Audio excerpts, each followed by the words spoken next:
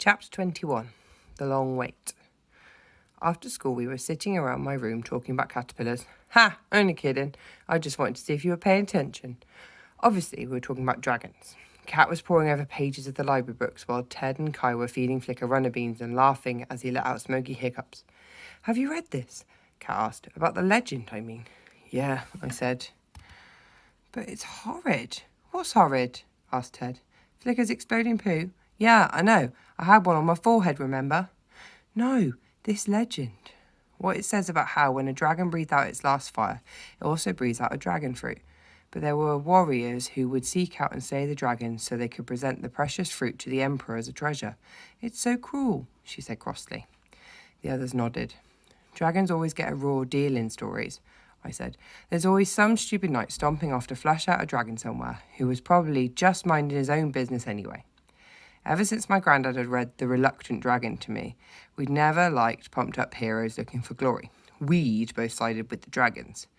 We all looked at Flicker, who was settled on my lap. Kat reached over and stroked him.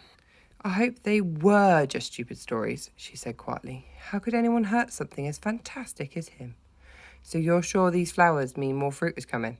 Ted asked for the gazillionth time. Yes, I sighed. I'm sure. I told you. First you get these long, vivid tendrils. Then, over one night, these moon-white flowers blossom, and after that, the fruit starts to grow.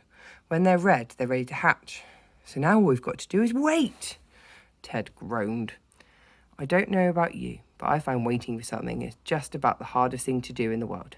Imagine if Christmas, your birthday, and a trip to Disneyland all happened to be on the same day, and you'd just been told you could be magic for that day and ride there on a flying carpet while being served free ice cream sundaes.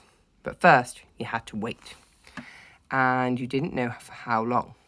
So imagine yourself that excited, and that's about half as excited as we felt. Every day before school, I raced over to Nana and Grandad's, hoping to see signs of the fruit. And as I got into class, 3 eager faces waited for me.